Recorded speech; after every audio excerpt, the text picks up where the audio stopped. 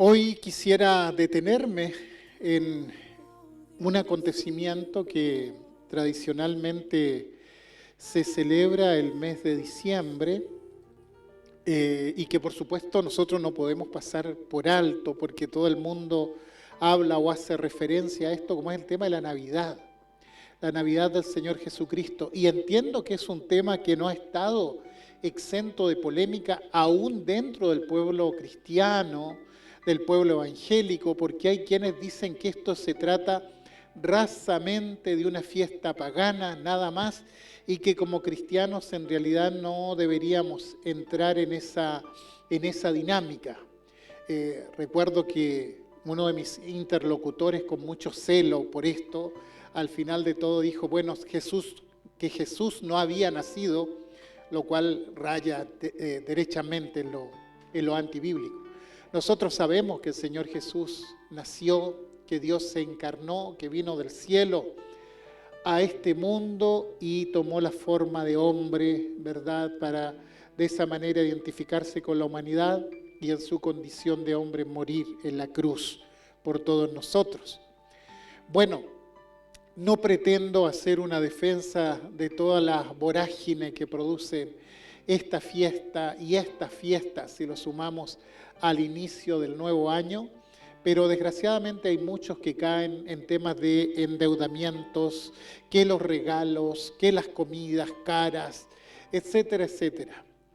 No pretendo tampoco aquí hacer una fiesta ni con árbol, ni con luces, ni de fechas. Lo que sí quisiera simplemente aclarar, aprovechar esta instancia, que es importante, ¿verdad?, considerar y ver de qué se trata todo esto. Los padres de la iglesia en algún momento de la historia, ellos fijaron una fecha para decir este día vamos a celebrar el nacimiento del Señor Jesucristo. Y me parece de modo muy personal que cuando se habla de hechos históricos, de acontecimientos realmente acaecidos en la historia, es aconsejable recordarlos poniendo fechas del suceso o el aproximado, ¿no es cierto?, si no existiera ese dato. Y digo esto porque, bueno, quizás en el tiempo de Jesús o en el pueblo de Israel, este tema de poner fechas cuando nacía una persona realmente no era muy importante para ellos, cosa que para nosotros culturalmente hablando sería impensado no poner la fecha en que nació tal bebé, tal persona. Pero es interesante que los israelitas, ellos no fijaban la fecha de los nacimientos. Quiere decir que cuando Jesús nació, por cultura o dentro del contexto en el cual nació, no se registró la fecha, porque para ellos simplemente esto no era importante. Pero evidentemente que si hubiera el Señor nacido en nuestro tiempo o en nuestra cultura, de seguro habría quedado registrada la fecha de su nacimiento, pero aquel entonces no. Por tanto, simplemente cuando se veía una persona, simplemente se calculaba más o menos la edad de esa persona. Se hacía una aproximación. Por eso cuando Jesús va a Juan para ser bautizado, Lucas dice que Jesús era como de 30 años. No dice que tenía 30 años, sino que él calcula que podría tener 30 años en ese entonces. ¿Por qué? Porque este tema de las fechas realmente no era importante cuando se relacionaba con el nacimiento. Entonces, ¿por qué se suele celebrar Navidad este mes de diciembre? Esa yo creo que tendría que ser la pregunta antes de decir esto no es así, esto es paganismo. Creo que sería importante preguntarnos cosas como esta. ¿Realmente Jesús nació? Y si nació, ¿cuándo nació? ¿Nació en diciembre?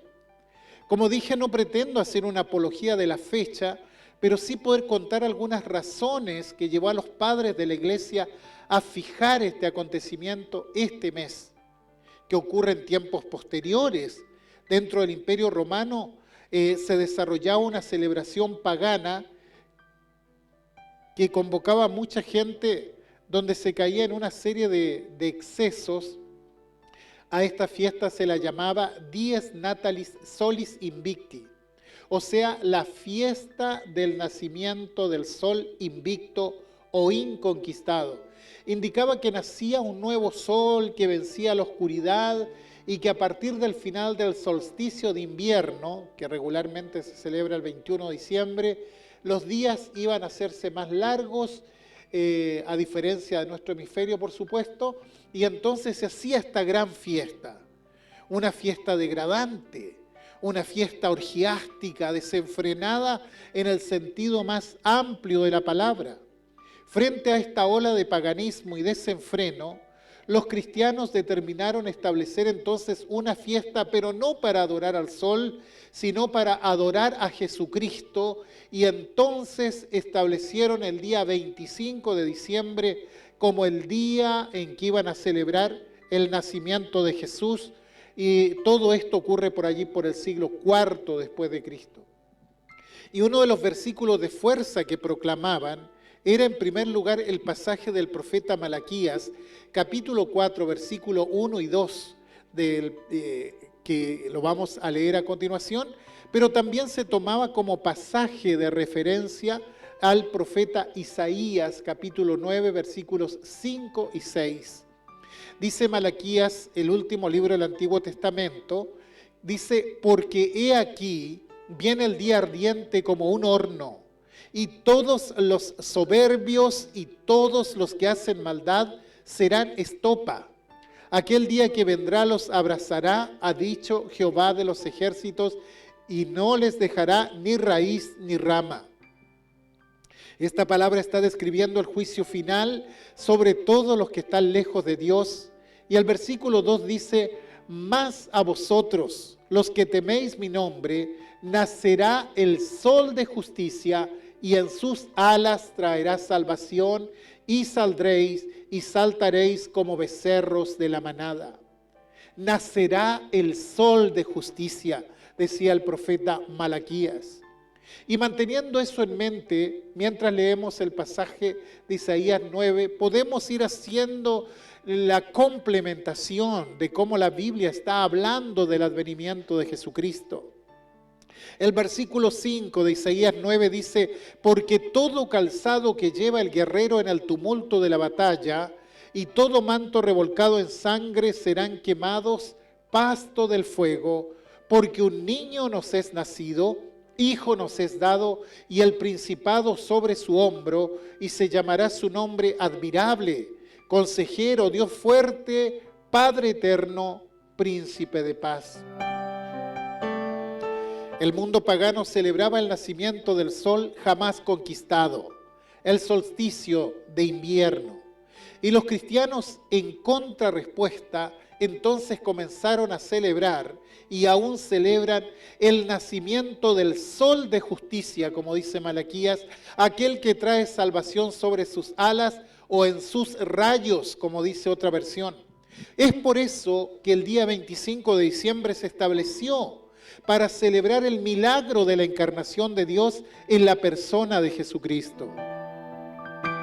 Esto podemos verlo o lo podemos constatar leyendo los manuscritos más antiguos de los padres de la iglesia. ¿Cómo se configuró esto? ¿Cómo se tomó este acuerdo?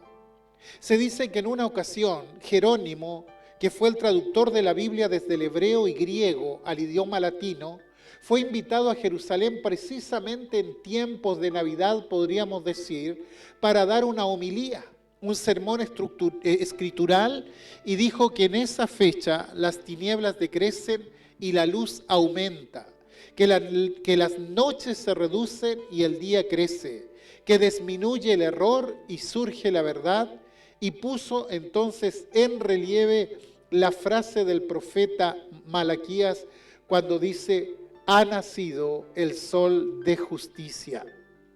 Si bien el cristianismo no estaba declarado como religión legal, o estaba declarado como religión legal dentro del imperio, no lo estaba como religión oficial.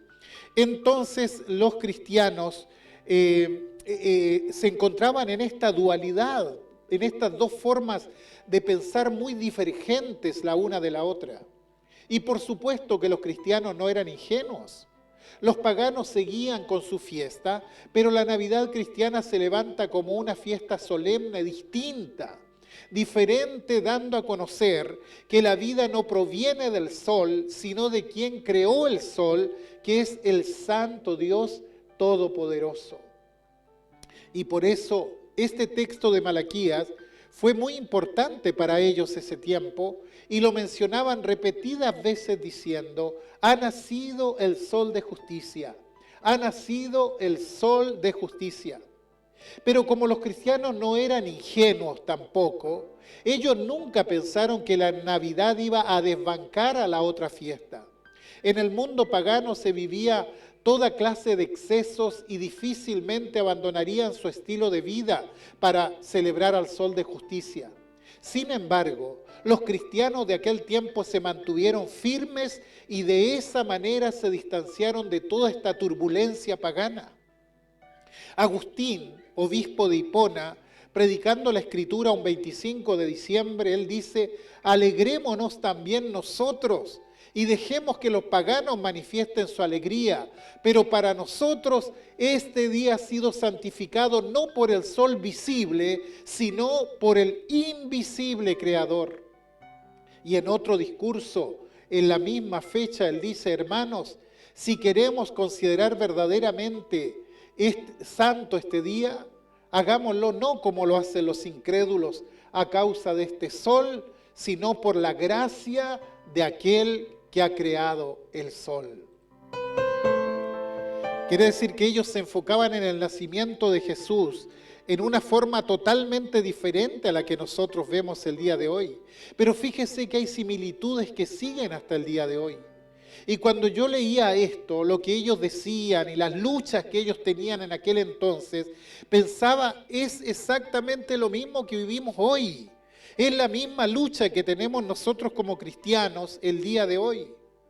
Claro, porque llega el mes de diciembre, estamos en una fiesta que debiera ser una fiesta sagrada por su gran significado, porque recordamos de manera especial la encarnación de Dios en la persona de Jesucristo. Sin embargo, todo lo que vemos por todas partes son muchas luces, muchos accesorios, mucho cotillón, muchos bordes, y es el gran mercado de la Navidad. Una fiesta con mucho movimiento, mucha comida, regalos, árboles, pero poco contenido espiritual. Muchos celebran sin saber siquiera qué es lo que están celebrando. Y esta es la realidad también en el día de hoy de mucha gente, al igual como lo vivieron nuestros antepasados cristianos allí en la antigüedad. Y por supuesto que no podemos pedirle a los paganos que cambien su forma de pensar. Si Cristo no está en sus vidas, difícilmente podrán entender el significado del nacimiento de Jesús. Pero para nosotros que somos cristianos, esta fecha tiene que tener otro significado. Adoremos a nuestro único y suficiente Salvador. Inclinémonos reverente delante de Él, que trajo la vida, que trajo la luz, que trajo la paz desde el cielo mismo. Por eso Malaquías dice: celebremos que ha nacido el sol de justicia. Celebremos porque ha traído en sus alas, en sus rayos, trae salvación. Y él lo decía como algo a futuro, pero para nosotros ya es algo presente, es algo consumado. Ha nacido verdaderamente el sol de justicia, Cristo Jesús, y ha traído salvación en sus alas. Ciertamente es así, lo proclamamos con fe inquebrantable. Entonces, pensemos por un momento en Navidad, no nos ceguemos, no digamos nosotros no tenemos nada que celebrar, porque sí, como cristianos podemos profundizar en la insondable gracia de Dios cuando pensamos que el Hijo Cristo, el Hijo de Dios, vino a este mundo. ¿Y qué es Navidad? Navidad es un nacimiento. Ha nacido un niño, dice Isaías. Los evangelios también lo repiten muchas veces. El Evangelio subraya permanentemente el hecho de que ese día nació un niño. Fíjense que el anuncio que reciben los pastores que estaban guardando las vigilias sobre el rebaño dice: hallaréis al niño envuelto en pañales. Y a un niño ustedes tienen que buscar, a un niño les dice. Y cuando fueron al pesebre los pastores, ¿qué fue lo que encontraron? Hallaron a María, a José y al niño acostado. Luego, ¿qué indicó la estrella a los magos que venían del oriente? La estrella que habían visto en oriente se detuvo donde estaba ¿quién? El niño. ¿Y qué vieron en casa al entrar? Vieron al niño y a su madre María. Si se fijan, siempre se está subrayando que había nacido un niño y que la búsqueda es de ese niño. Hasta Herodes dice: averiguad con diligencia acerca del niño y avísenme. Quiere decir que todo el asunto giraba siempre alrededor del niño. Y el profeta Isaías, la profecía que hemos leído dice: porque un niño nos es nacido, hijo nos es dado. De hecho, hay un conocido villancico que dice: ¿qué niño es este que duerme en los brazos de María? ¿Qué pastores y ángeles cantan melodías? ¿Quién es este niño? ¿Qué niño es este? Creo que nosotros como creyentes temerosos de Dios, cuando llegamos a la fecha de Navidad, no podemos detenernos en el cotillón, en el accesorio, ni siquiera quedarnos tan solo en el niño que duerme en el pesebre, sino que podemos ver la trascendencia que contiene todo esto. Creo que este debe ser el gran sentido que tiene esta fecha. Recordar eso, tener claro de cómo nosotros nos vamos a acercar no solo a la festividad, sino acercarnos al Señor ante todo. ¿Sabe? Los evangelios responden ampliamente a la pregunta: ¿qué niño es este? Si usted lee detenidamente los evangelios, siempre van a estar respondiendo esta pregunta y comienzan haciéndolo de la forma en que se hacía en esa época, con una larga genealogía para explicar quién es el niño que venía. Y tanto Mateo como Lucas contienen la genealogía de Jesús para ver cuál era su linaje, quiénes fueron sus antepasados. Y usted dirá: ¿pero a quién le interesan las genealogías? A los reyes europeos seguramente. Pero a nosotros no nos importa demasiado si el papá era este o el abuelo era este, si se llamaba de tal modo. Fíjese que ni siquiera estamos tan interesados en nuestro propio mapa genealógico. Y eso que todos tenemos o tuvimos un padre y una madre. Todos tenemos o tuvimos 2 abuelas y 2 abuelos. Todos tenemos o tuvimos 4 bisabuelos y 4 bisabuelas. Todos tuvimos 16 tatarabuelos. Sin embargo, no es algo que nos llame demasiado nuestra atención. Sospecho que son muy pocos los que pueden dar los nombres de sus antepasados hasta su 4ª generación, porque culturalmente para nosotros eso no es importante. Pero para los pueblos semitas, para los árabes, para Israel, el árbol genealógico es muy importante. Para ellos es muy importante saber de dónde vienen, cuál es su estirpe. Es algo común en Medio de Oriente saber cómo se une la historia presente con la historia pasada. Pueden recitar su genealogía hacia atrás hasta varias generaciones sin ningún problema. Conocen sus antecedentes ancestrales. Y por eso tanto Mateo como Lucas comienzan con la genealogía de Jesús. Mateo en el capítulo 1 y Lucas en el capítulo 3. Mateo 1:1 dice: el libro de la genealogía de Jesucristo, hijo de David, hijo de Abraham. ¿Por qué? Porque para ellos esto tenía gran importancia. Y en el caso de Jesús, veremos que para nosotros también es importante conocer la genealogía de él. No sé si recuerdan, pero cuando se reconstruyó el templo de Jerusalén, después del cautiverio en Babilonia, Esdras tuvo la misión de rearmar el sacerdocio, por lo cual tenía que averiguar qué familias provenían del linaje sacerdotal para encomendarle la tarea del templo. ¿Qué hizo entonces? Buscó las genealogías, y los que no estaban allí no pudieron trabajar simplemente. Si un sacerdote iba a contraer matrimonio con la hija de otro sacerdote, antes del casamiento se investigaba la línea genealógica de las 2 abuelas y de las 4 bisabuelas. Y si no había nada extraño, entonces podían ingresar al sacerdocio. Pero si el sacerdote quería casarse con una muchacha que no era de la familia sacerdotal, entonces había que investigar a las 8 tatarabuelas. Es decir, se hacía todo un estudio sobre esto, y si lo pasaban, entonces podían ser recibidos como sacerdotes.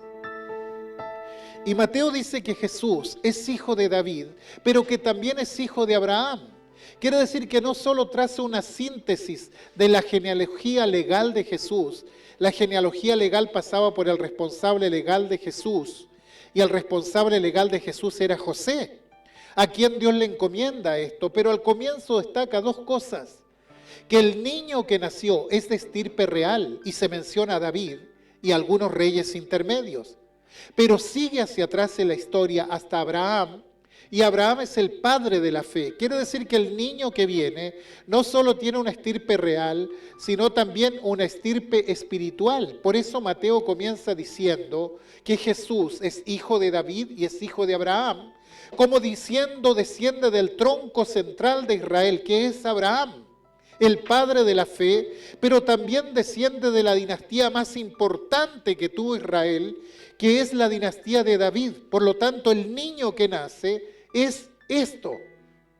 A primera vista, el niño que nace en Belén es como cualquier otro niño, pero la genealogía nos muestra la trascendencia que tiene.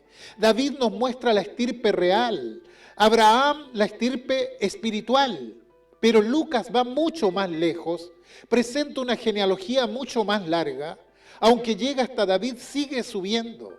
A diferencia de la genealogía que presenta Mateo, que es descendente, la que presenta Lucas es ascendente. Comienza en Jesús y llega hasta Adán, y luego no se detiene en Adán, sino que termina diciendo que Jesús es hijo de Dios, hijo de Adán, hijo de Dios, dice Lucas 3:38. Es decir, no solo señala la humanidad del niño, sino también la divinidad del niño. Quiere decir que cuando nosotros nos paramos frente al niño, tenemos que pensar en la genealogía para responder a esta pregunta que hace este villancico tan conocido. ¿Quién es este niño? Bueno, dice Lucas, es humano y es divino.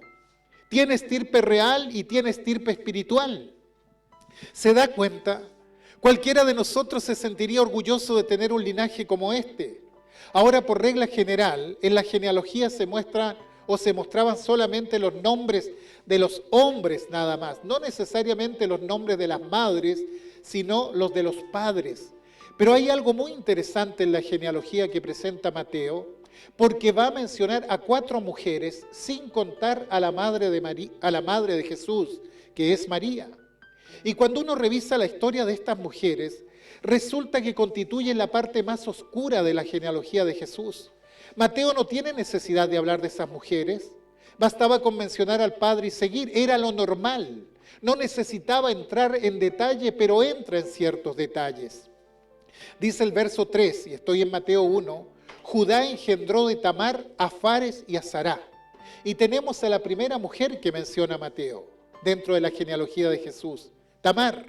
Pero ¿quién era Tamar? Tamar no era la esposa de Judá, era la nuera, que sin entrar en detalles, pero considerando lo que dice Génesis, se disfrazó de prostituta y comerció con su suegro, quien no la reconoció, porque las mujeres solían usar un velo en el rostro. Y de esa relación incestuosa derechamente nació Fares, que es un ascendiente de Jesús. Y yo le pregunto, ¿le gustaría a usted tener en su genealogía algo así? El verso 5 dice, Salmón engendró de Rahab a Booz y Booz engendró de Ruth a Obed. Pero ¿y quién era Rahab? Rahab era una prostituta que vivía en los muros de Jericó. Y yo pregunto, ¿había necesidad de mencionarla? Y luego dice que Booz engendró de Ruth a Obed. Y como seguramente ustedes ya saben, Ruth pertenecía a un pueblo moabita, un pueblo pagano, un pueblo idólatra. Y la orden era que no había que mezclarse sanguíneamente con otros pueblos.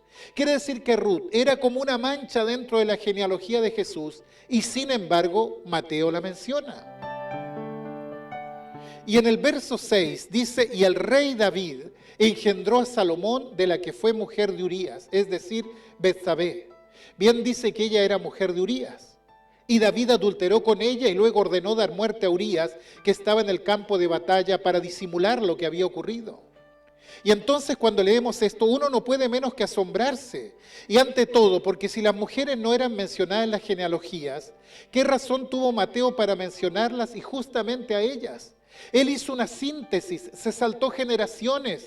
Sin embargo, pone a estas personas, porque sin duda el Espíritu Santo, que es el impulsor de la palabra, así lo dispuso. Lo que se quiere subrayar entonces es que el Santo Hijo de Dios es también hijo del hombre. Y ser hijo de hombre no es solo ser hijo de Abraham o de David, porque la humanidad no está hecha solamente de esos grandes personajes. Si bien Jesús provino de una dinastía real como la de David y de un tronco de fe ideal como la fe de Abraham, también su genealogía podemos ver casos de incesto, podemos ver casos de fornicación, de adulterio, de prostitución, de renegados, de asesinos. ¿Por qué? Porque de eso también está hecha la humanidad. Yo pienso que si a uno de nosotros le hubiese tocado hacer su genealogía, estoy seguro, casi seguro que no pondríamos esos detalles. Porque ¿cómo vamos a poner eso? Sin embargo, Dios no piensa igual a nosotros. Dios muestra al verdadero hombre de un modo descarnado para decir que Cristo, su Hijo, vino a la verdadera humanidad. Y la verdadera humanidad no es ni de reyes, ni de brillos que a veces vemos, ni es la humanidad de Abraham o de los grandes hombres de la fe. La humanidad es también lo otro. La carta a los Hebreos aclara mucho todo esto cuando dice, porque no tenemos un sumo sacerdote que no pueda compadecerse de nuestras debilidades, sino uno que fue tentado en todo según nuestra semejanza. Está diciendo, miren que Jesús fue hombre, está señalando que Dios se hizo hombre en la persona de Jesús, pero sin pecado. Se hizo hombre, vivió al margen del pecado, llevaba en sí la sangre de los hombres, no obstante, la sangre de la humanidad. Entonces, llegada esta fecha, nos preguntamos, ¿quién es este niño que ha nacido? Y es una pregunta muy importante. Y si uno tuviera que contestar esa pregunta, diría, bueno, Mateo dice que es un hijo de la dinastía real, que es del tronco de Abraham, pero también es un hombre normal, corriente. Y Lucas dice, sí es verdad, pero llega hasta Adán, que fue el que perdió el paraíso al comienzo de la historia.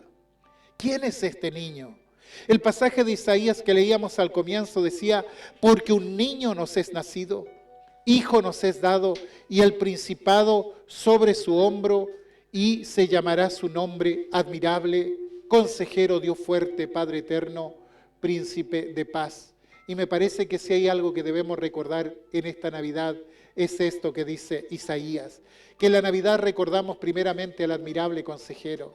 Y qué revelador es esto, porque el mundo y la vida son muy complicados, no son sencillos. Todos los que han vivido un poco se han dado cuenta que muchas veces la vida no es como nos gustaría. Entonces, por eso es tan importante buscar a un buen consejero. Si a usted le duele algo, va a un médico y le cuenta su problema. Obviamente, buscando el consejo de ese profesional. Tengo ese dolor, ¿qué me aconseja hacer? Si tenemos un problema legal, por lo general vamos a un abogado. Quiere decir que todos estamos buscando consejos a nuestro alrededor. Ojalá y los pastores fueran más consultados. Salomón dice en el libro de los Proverbios que donde no hay dirección sabia caerá el pueblo. La falta de consejo puede resultar fatal. Lo muestra la realidad continuamente. Los pensamientos son frustrados donde no hay consejo. Si no hay consejo, hay frustración. Y resulta que Jesús es un admirable consejero. Lo demostró cuando anduvo entre los hombres. En el Sermón del Monte Él da consejos valiosísimos. Por ejemplo, dice, pero sea vuestro hablar sí, sí, no, no. Porque lo que es más de esto de mal procede. Y es un excelente consejo de cómo debemos hablar. Luego dice, cuando tú des limosna, que no sepa tu izquierda lo que hace tu derecha. Y está diciendo que si doy limosna solo para ser visto y admirado por los demás, eso no tiene ningún valor. Y es un excelente consejo, claramente. No os hagáis tesoros en la tierra donde la polilla y el orín corrompen y donde ladrones minan y hurtan, sino haceos tesoro en el cielo, donde la polilla ni el orín corrompen y donde ladrones no minan ni hurtan, porque donde esté vuestro tesoro, allí estará también vuestro corazón. ¿Se dan cuenta de cuán importantes son los consejos de Jesús? A Pedro, que había sacado la espada en el momento en que él estaba siendo aprehendido, le dice, vuelve tu espada a su lugar, porque todos los que tomen espada, a espada perecerán. Si se fijan, son todos consejos que está dando Jesús, el admirable consejero, y qué importante es dejarnos asesorar por él. Además, de ser un admirable consejero, a quien podemos acudir en cualquier momento para recibir su consejo. Con razón, el salmista dice: muéstrame, oh Jehová, tus caminos, enséñame tus sendas, encamíname en tu verdad y enséñame. ¿Qué está pidiendo? Señor, aconséjame. Qué importante es que el Señor nos aconseje, estimados. Y Él se lo pide al admirable consejero. Entonces es un niño, pero también es el admirable consejero venido del cielo, el que nos enseña a vivir realmente. Y el Sermón del Monte es la receta de vida para el cristiano. Toda la forma de conducirse está allí. Y la vida de Jesús en cada uno de los detalles de lo que hace está enseñándonos a nosotros, dándonos el consejo, nunca nos va a obligar. Él va a decir: mira, te doy mi consejo, te doy mi palabra, y luego tú verás qué es lo que haces, lo tomas o lo dejas, pero no obliga a nadie. Si quiere poner la casa sobre la roca, está bien. Si quiere ponerlo sobre la arena, bueno, el problema es suyo, pero el consejo está.